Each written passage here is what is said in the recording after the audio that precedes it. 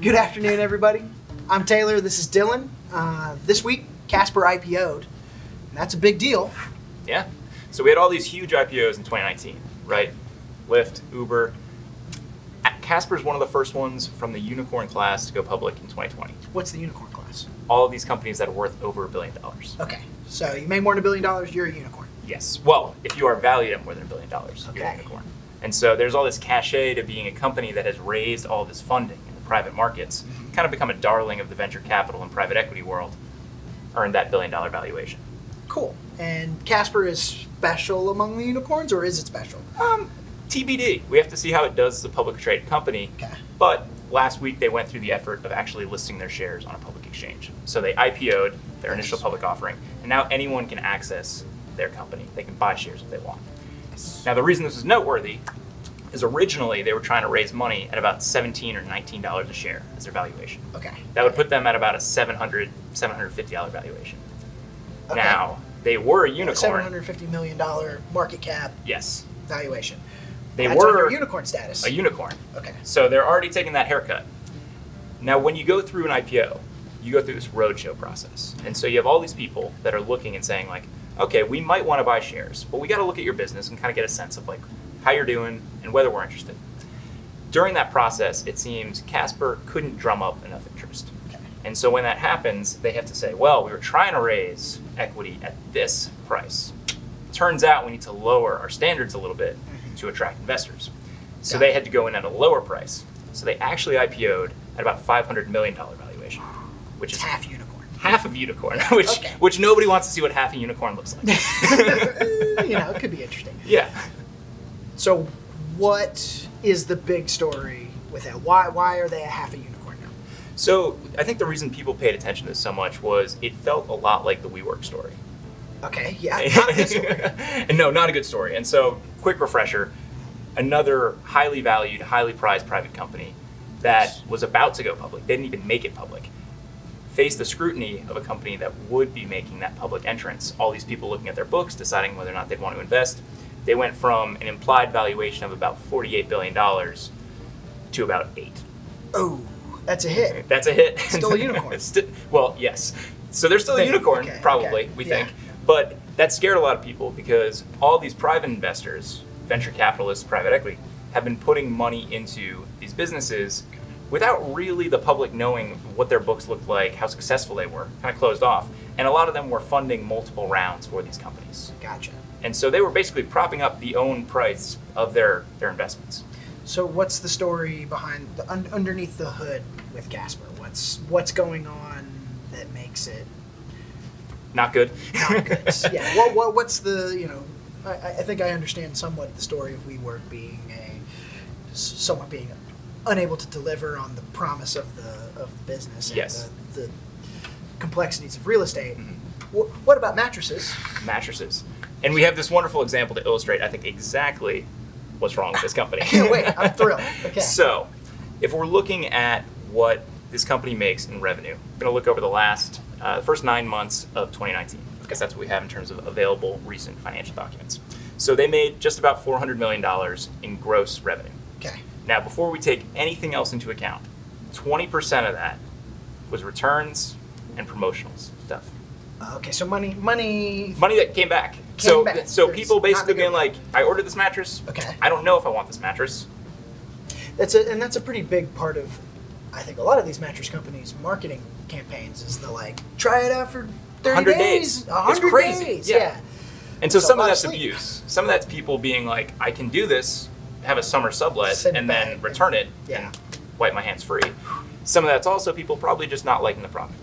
Totally fair. And some of it is them discounting. But so before we get to anything else, 20% of their revenue out the window because the product's unusable. Okay. And you can't really do anything with a used mattress.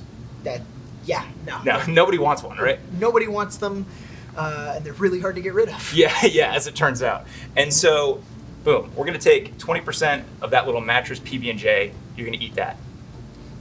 I've been waiting. You've just been staring at it? No. This is like your favorite snack. Mm-hmm. So this is like the best show you're ever going to do. It's a jamwich. Is that about 20%?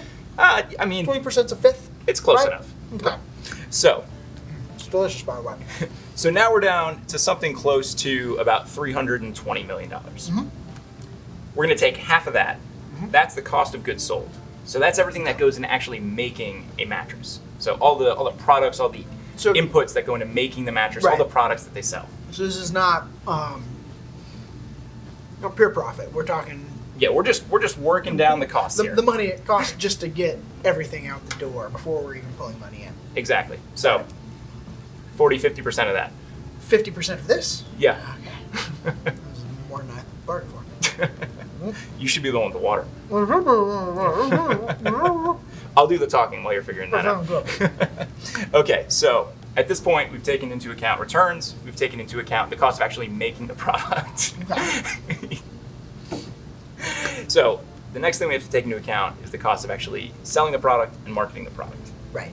Yeah, right. You need to do that if you're going to be able to sell any mattresses. Yes. And in addition to that, you're also going to have all these general expenses. Yes. So, cost of doing business. Exactly. Overhead, right? So you have people that don't sell things that are also part of the business. Accountants, people in finance, what have you. That's $220 million. I mean, that's nearly half of the $500 or $400 million. $400 million. Oh, God. Yeah. So that's a lot. chunk. Yeah, it's a huge chunk. And in our case, that would exhaust the rest of that sandwich. Do I have to exhaust the rest of the sandwich? I'd like to see you exhaust the rest of the sandwich. I wouldn't, but... In fact, it would more than exhaust the rest of the sandwich. The reality is, if you're looking at the operating expenses for this business, it's more than they're bringing in. And a lot of that is driven by the fact that they have so many refunds and so much promotional spend going into the mattress sales.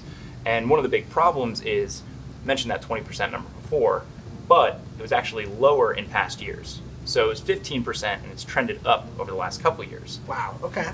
Which says that either they're being too generous with their return policy, they're promoting too much and they're offering too many discounts and things like that because the environment's getting more competitive. I see you struggling now. It's getting more competitive. How do they...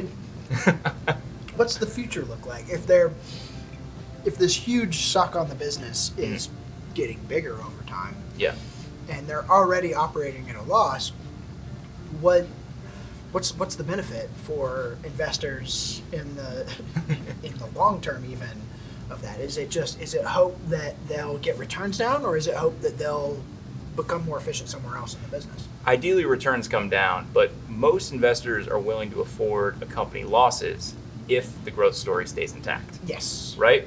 Yeah. It's like Amazon was operating at a loss for ages. They practically, I mean, they made a business out of it. Yeah. That's exactly what they did. Yeah. In the case of Casper, they were growing their business pretty rapidly, and people were willing to accept those losses.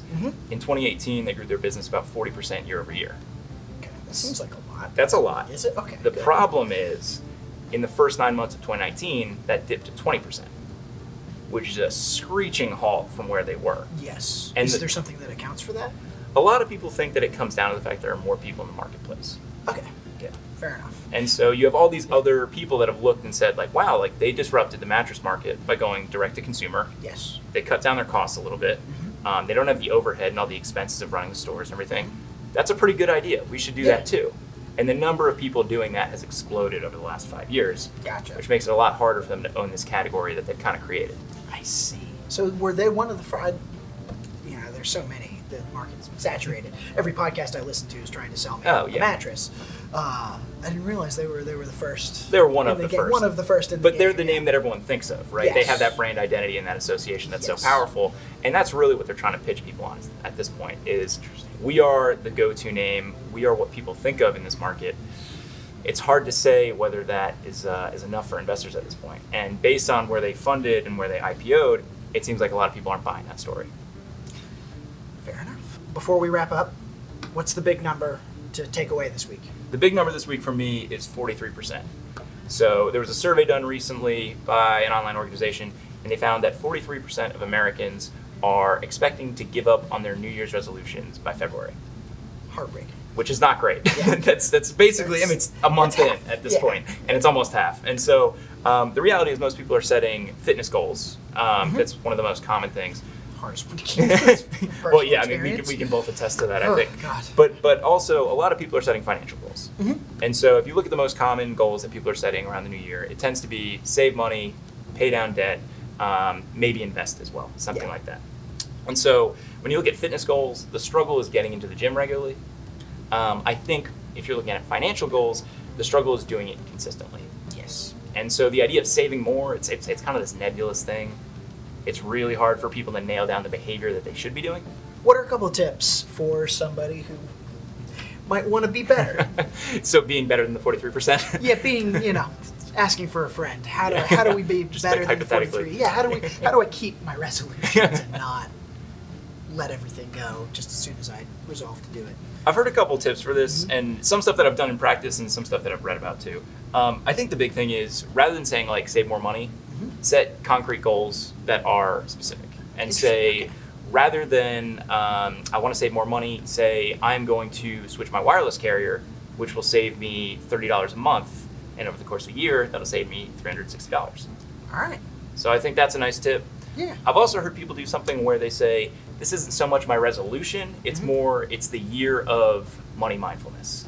Interesting. And you adopt a mantra, and so instead of save more money, and you're like, okay, what do I do with this? It's like you're kind of constantly thinking about, okay, what is a better financial decision to make? Gotcha. Or rather than saying like, I am dieting, just say like, it's the year of better health. I'm just thinking a little bit more as I'm making my food decisions. Healthier. Yeah.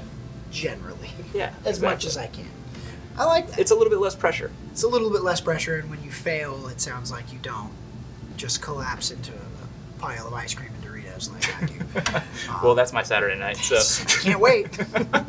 I'll see you there on the couch. Awesome. Okay, Dylan, we had a viewer ask a question, which is, can you guys do a video tackling how to value a company and how to compare its valuations?